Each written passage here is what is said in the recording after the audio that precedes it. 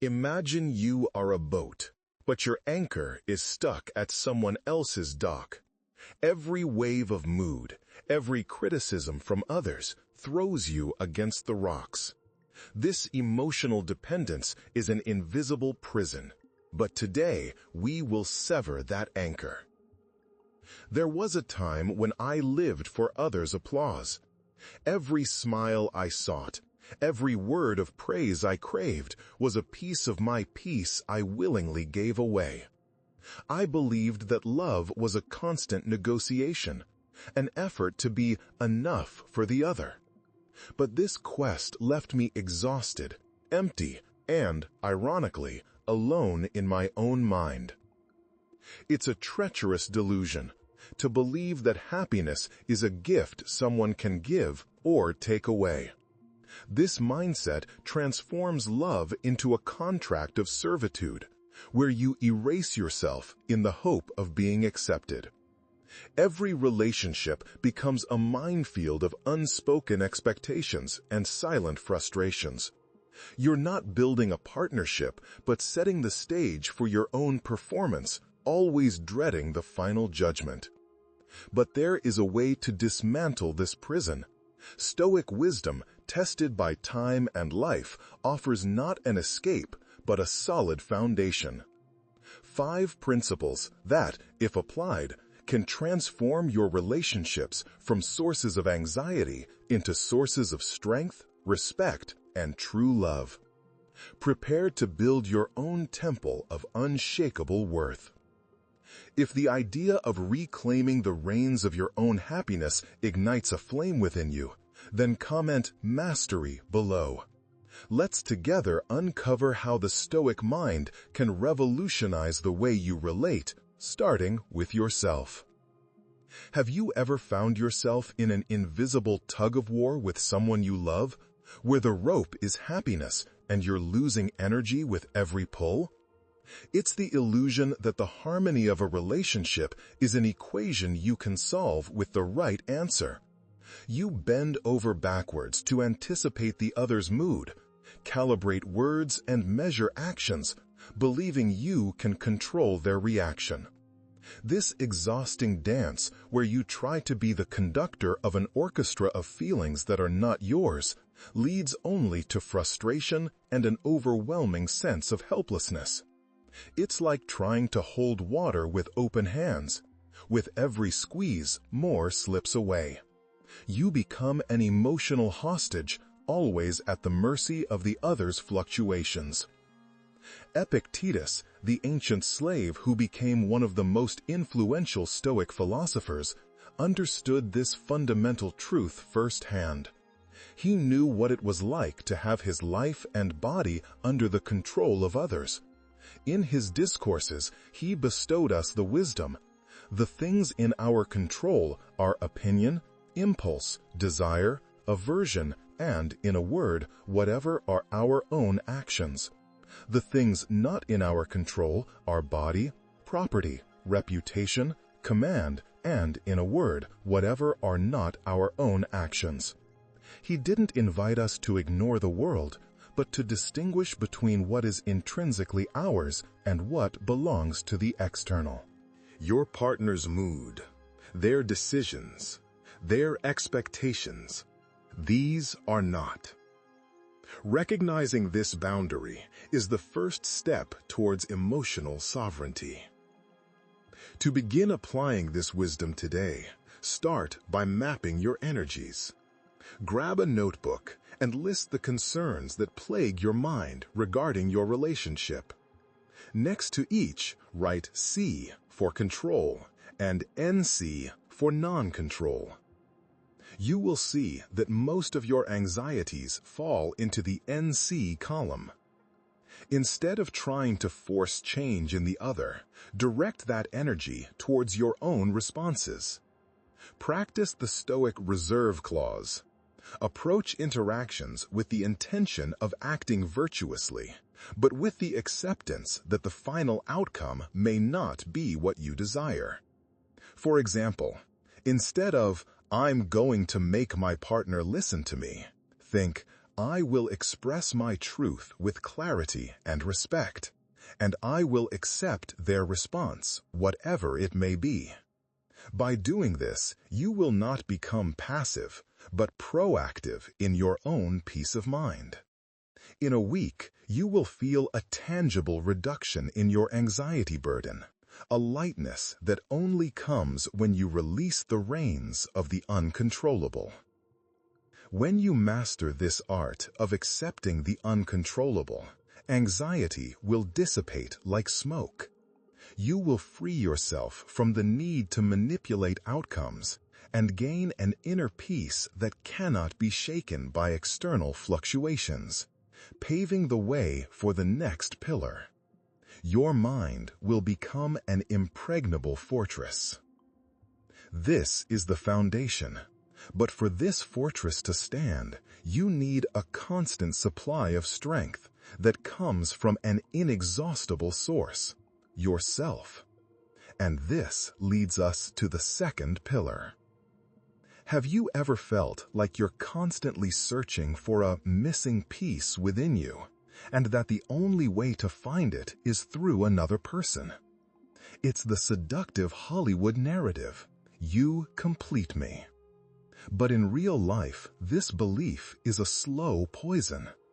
You enter relationships carrying a burden of unrealistic expectations, hoping the other person will be your therapist, your personal entertainer, your constant mirror. This emotional black hole cannot be filled by external love. It only drains the energy of those who try to fill it, transforming the partnership into a heavy obligation. You become a bottomless pit of need, and love, which should be free, becomes bound by the chains of your need. This isn't love. It's a transaction of dependence that suffocates the individuality of both, leaving both exhausted and dissatisfied. The philosopher-emperor Marcus Aurelius, in his Meditations, left us a timeless truth, written amidst the pressures of governing an empire. The happiness of your life depends upon the quality of your thoughts. He did not seek peace in external conquests or the adoration of his subjects, but in the discipline of his own mind. For him, the enophus, the inner self, the good daemon, is the source of all our strength and well-being. Cultivating this self means nourishing your reason, your virtue, your capacity for judgment. It is building an inner sanctuary that no external storm can shake. Your fullness is not a gift of fate, but a daily construction of your own will, a garden you water with your own values and principles. To begin cultivating your inner garden today, define a daily sacred time of 30 minutes, non-negotiable, dedicated exclusively to you. It can be for meditation, reading an inspiring book, learning a new language, or dedicating yourself to a hobby you love but may have abandoned. During this time, you are not a partner, a parent, a professional. You are just you, nurturing your soul. Start a gratitude journal, recording 3 things you are grateful for every day, focusing on what is within your control and your own qualities. Furthermore, identify a skill or knowledge you have always wanted to acquire and start taking the first steps to master it. By doing this, you will not only become more interesting and complete, but also more attractive. In a month, you will notice that your self-confidence no longer wavers with every external word or gesture, and your relationships will become lighter, more joyful, because you will be there to share, not to fill. When you cultivate your inner garden, you will not seek to fill voids, but rather to share the fullness that already exists within you. This attracts more mature and genuine relationships, where love is a mutual choice, not a desperate need. You become a beacon of your own light, and not a mirror that merely reflects the light of others. But inner fullness does not mean you should leave the doors of your garden open to just anyone. For it to flourish, you need clear boundaries. And this leads us to the third pillar. Have you ever felt like a chameleon, changing color to blend into another's environment until you no longer know what your original color is? It's the trap of the automatic yes. For fear of conflict, rejection, or loneliness, you become an emotional doormat, allowing the other's needs and desires to always override yours. You believe that being good or flexible is synonymous with love, but in reality, you are sending a clear message. My boundaries are negotiable. My identity is malleable.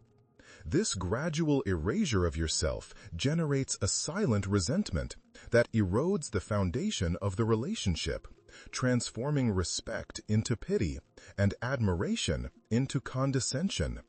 You are not loved for who you are, but for who you strive to be to please, and this performance is exhausting and unsustainable. Seneca, the advisor to emperors, a man of vast power and wealth, yet who preached simplicity and self-discipline, warns us in his letters to Lucilius, "It is not because things are difficult that we do not dare. It is because we do not dare that they are difficult." He was not just talking about great challenges, but about the daily courage to live according to your own principles. Establishing boundaries is not an act of selfishness, but of virtue.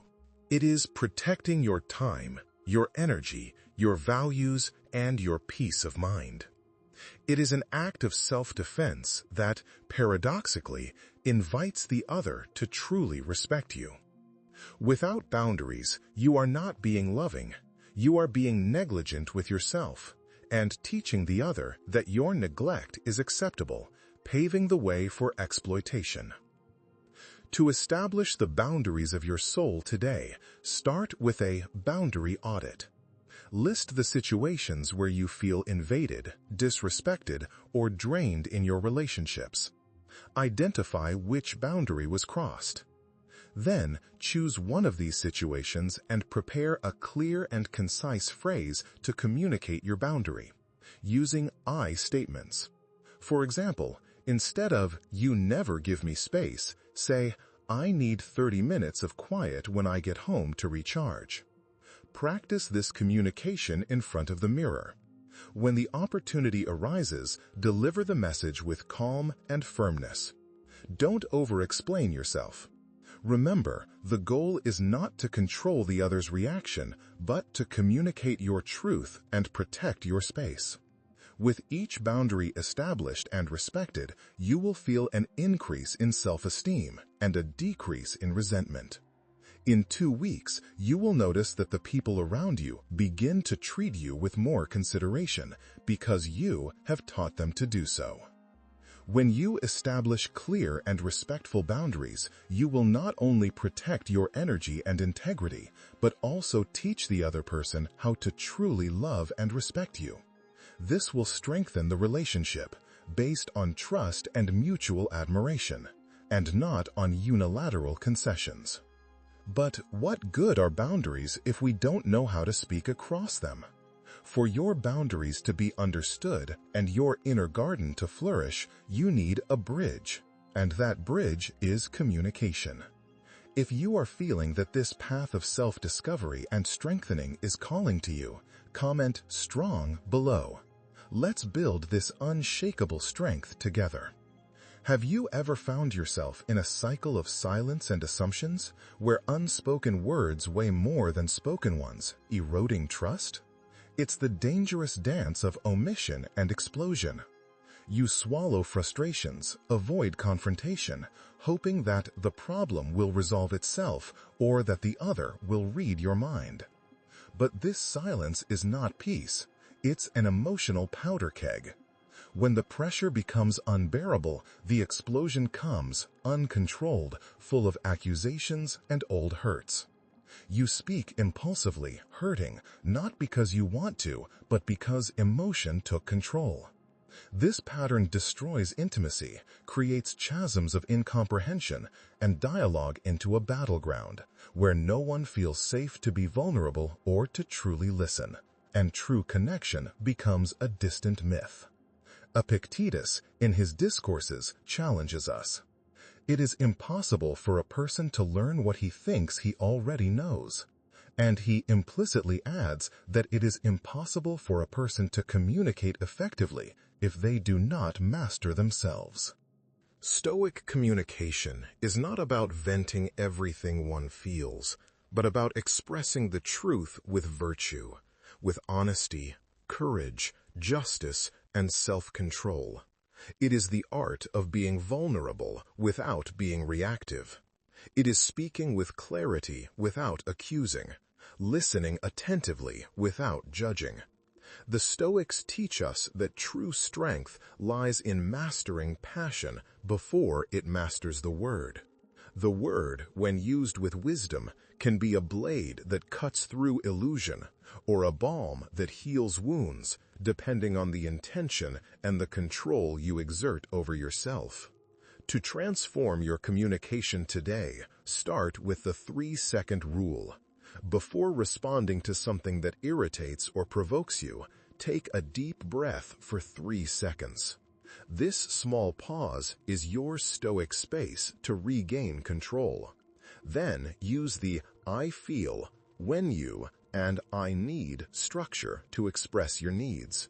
For example, instead of you never help me, say I feel overwhelmed when household tasks are not divided, and I need your help with X and Y. Practice reflective listening. After the other person speaks, rephrase what you heard in your own words to ensure you understood. So, if I understand correctly, you are feeling that. If the conversation becomes too heated, use the Stoic strategic pause. I care deeply about this conversation, but I feel we are losing control. Can we resume this in 30 minutes when we are calmer? This approach not only avoids escalation, but also models a behavior of respect and self-control. By applying these techniques, you will notice an immediate decrease in conflicts and a feeling that your words are finally being heard and understood. When you master the art of honest and controlled communication, the barriers will fall. You will build a foundation of trust and mutual understanding that will deepen your relationships in ways you never imagined, transforming conflicts into opportunities for growth and connection. When your words become bridges, not walls, you are ready for the final step: true freedom. With each step, you reconnect with a strength that has always been there. Leave in the comments which affirmation resonates most with you. I am the source of my peace, or my words build bridges.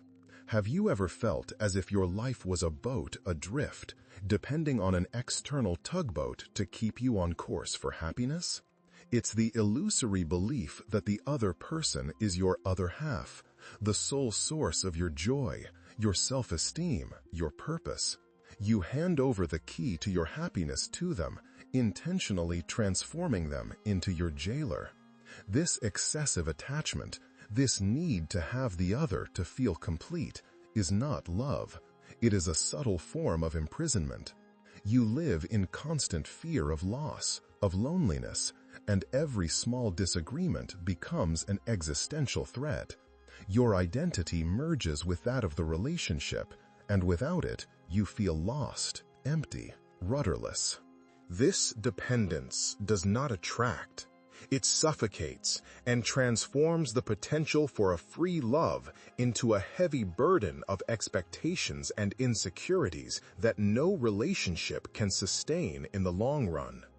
Marcus Aurelius, the emperor who governed the known world, yet saw himself as a simple student of philosophy, wrote in his Meditations, "The mind that is free from passions is a fortress, for there is no place more secure for a man to retreat than to his own soul." He was not preaching isolation, but the self-sufficiency of the soul. Emotional independence for the Stoics is the recognition that your happiness is not a gift from the outside world, but an internal construction. It is the ability to be whole on your own, to find peace and worth within yourself, regardless of the status of a relationship. This does not diminish love. On the contrary, it elevates it.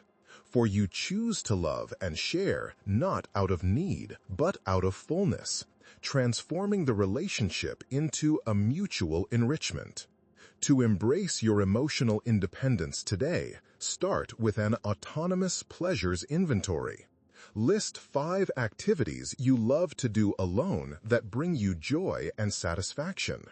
Commit to practicing at least one of them every day without distractions.